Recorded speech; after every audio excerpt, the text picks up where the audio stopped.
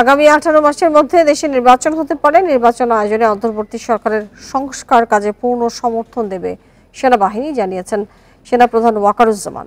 বার্তা সংস্থা রয়টার্সকে এক সাক্ষাৎকারে এসব কথা বলেন সেনাপ্রধান।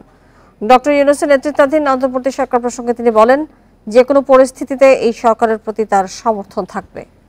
এ নিয়ে আলোচনা করতে আমাদের সাথে যোগ দিচ্ছেন বিএনপির vice chairman advocate Zainul Abedin.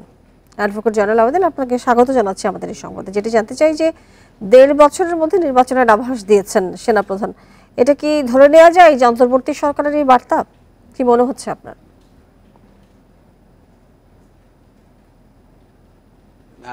দেখুন, সেনাবাহিনী প্রধান কিন্তু অনেকগুলো ভালো কথা বলেছেন। আপনি একটা লক্ষ্য করবেন যে দীর্ঘ আন্দোলন ছিল 17 বছর। এরপরে মাত্র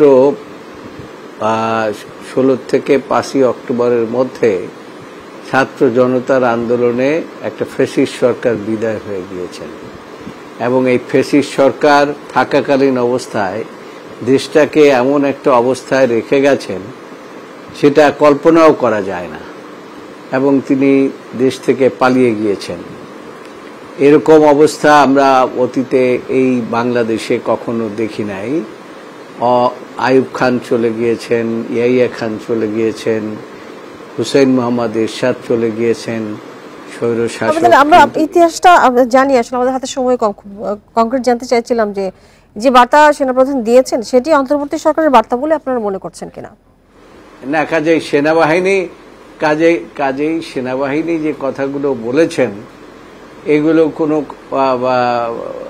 অন্যায় কথা বলেননি। তার কারণ এই অবস্থার মধ্যে সংস্কারের জন্য কিছু সময় এই বর্তমান সরকারকে দিতে হবে, এবং সেনাবাহিনী একটি কথা খুব ভালো বলেছেন যে সেনাবাহিনী রাজনীতিতে জড়াতে চান না। আমরা অনেক দেশেই দেখেছি সেনাবাহিনী রাজনীতিতে জড়িয়ে পড়েন।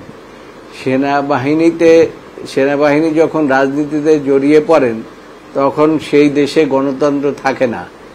কাজেই একটি গণতান্ত্রিক বিকাশের জন্য সেনাবাহিনীর একটা ভূমিকা থাকতে পারে, এবং সেটা তারা বলেছে। এর মধ্যে যদি কোনো রকম কোনো অন্যায় হয়ে থাকে সেটাও তারা বলেছেন।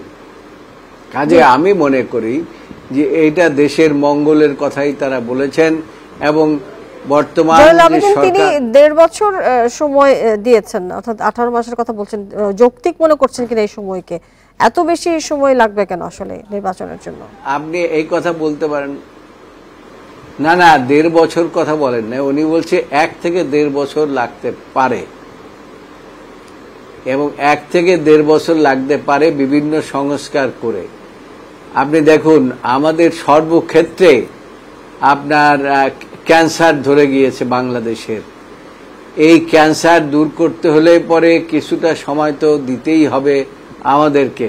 তবে একটি জিনিস হচ্ছে যে একটি দেশ সুষ্ঠুভাবে পরিচালনা করতে হলে একটা গণতান্ত্রিক এবং রাজনৈতিক সরকারের প্রয়োজনীয়তা আছে, এবং এই বৈষম্যহীন সরকার, আজকে যে অন্তর্বর্তী সরকার, এই সরকার যত তাড়াতাড়ি সংস্কার করে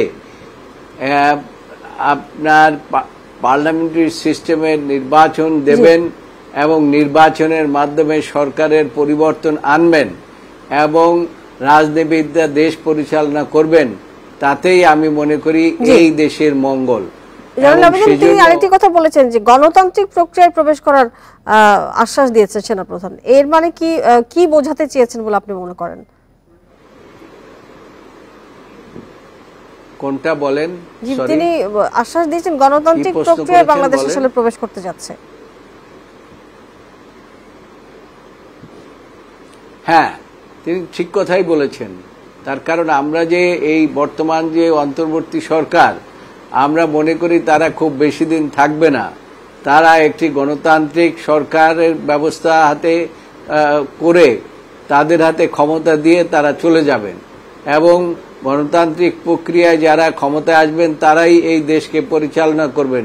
এটাই তো স্বাভাবিক নিয়ম, এবং এই জন্যই তো এতদিন আমরা আন্দোলন করেছি গণতন্ত্রের জন্য, ভোটের জন্য, মানুষের অধিকারের জন্য।